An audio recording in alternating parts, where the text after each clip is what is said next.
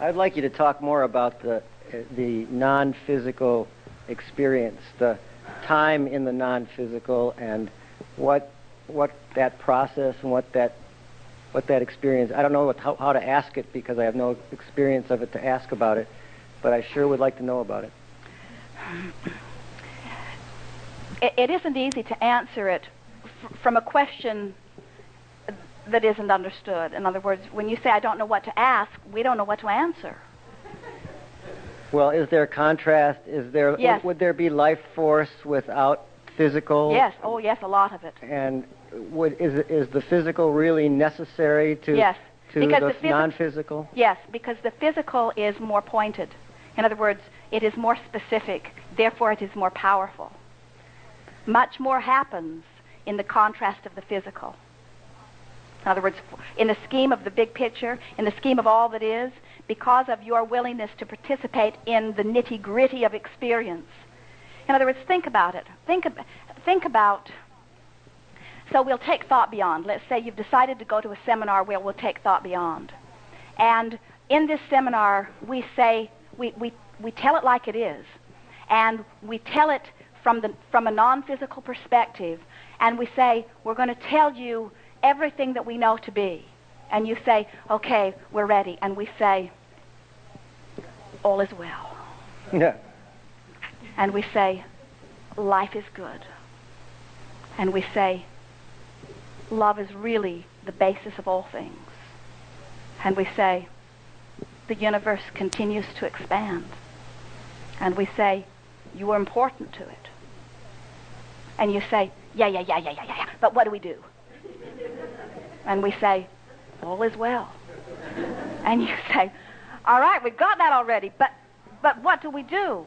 And so then one of you says, I have a daughter who is having this experience, and I don't know what to say to her. And because of the nitty-gritty of the specifics of that which you are living, we all focus more pointedly, and we take the laws of the universe as we know them to be, and we weave them through the specifics of that which you are living, and thought expands, you see. You get the sense of what we're talking about? In the non-physical, there are not physical senses. We have not eyes, so we do not see. We have not ears, so we do not hear. We have not noses, so we do not smell. We have not taste buds, so we do not taste. We have not sensors in our fingers, so we do not feel. Well, that may make you feel uncomfortable because so much of the deliciousness of that which you are about comes through your physical senses. And then we say to you, but we are vibrational sensors, sensing on levels more delicious than sight, sound, taste, smell, touch. And you say, huh? The other day, Jerry and Esther were in the grocery store. And they got separated as they always do because Jerry cannot stand in one place at the same time, so he's all over the place. And at the end of the shopping trip, they rendezvous at the cash register, and they usually have two of most things. And Jerry sneaked up behind Esther, and without turning around, she said, hello, Jerry. And he said, how do you know that I am there? And she said, I can feel you. I can feel you. She can feel when he walks in the room. She can feel when he walks out of the room. In other words, she's become so familiar with his vibration. They were in another place. He sneaked through the clothing rack and took her hand, or just touched her hand. And he asked her why she didn't recoil, because a strange person lurked and grabbed her, sneaking up from behind. And she said, I knew it was you. I could feel in the briefness of your touch, I knew it was you. She said, I think you could blindfold me in a room of 1,000 people and I could find you. I know your feel. I know your vibration. In other words, you all do these things on some levels. And so non-physical is like that. You have knowing that is more detailed, more infinite, more delicious, more satisfying. It's not easy to explain non-physical through your physical eyes. Is there any structure in the non-physical world? Yes, law of attraction abounds. And so it is structure in this. In other words, there is thought, there is continuum of thought. We can focus upon anything. The information is right there. We have access to anything that we want to focus upon. We are often drawn to subjects that are being focused upon by more thinkers. In other words, there are forums. We don't gather together in clumps. In other words, it is more like your internet. There is no sense of loneliness, no sense of lack of self-value. The primary difference, the thing that we always like to express to a physical friend who is asking this question, because in our mind it is the most important difference between physical and non-physical, is that we experience contrast because contrast exists in all things. Contrast is essential to motion forward. So even in the non-physical, we have contrast. Even in this place of pure positive energy, we have contrast. Because contrast doesn't mean right, wrong, good, bad. Contrast means different things. And so anytime a thought expands to two thoughts, there is contrast. Anytime a thought becomes a bigger thought, it is now contrasted to the smaller thought. And so the primary difference, and an essential and very important difference between physical and non-physical, is that we experience contrast, which is difference, while physical beings often push against.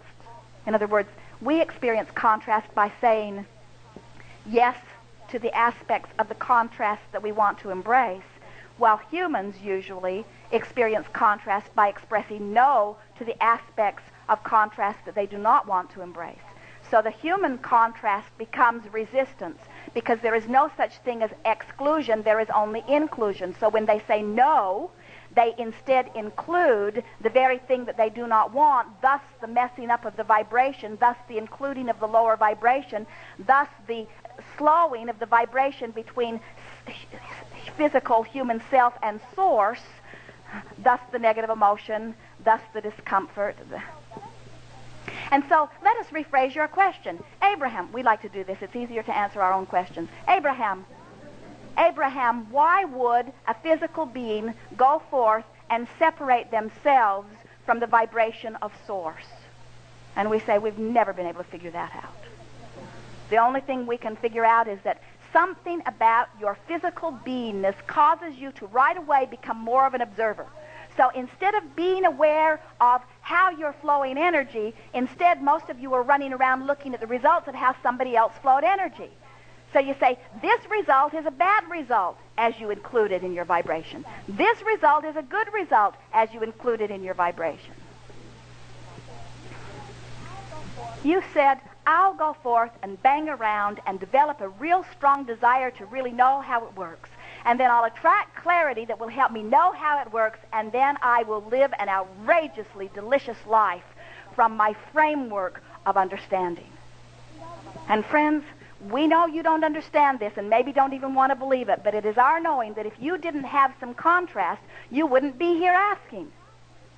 In other words, how can you even know that you want to understand unless you know that you don't understand?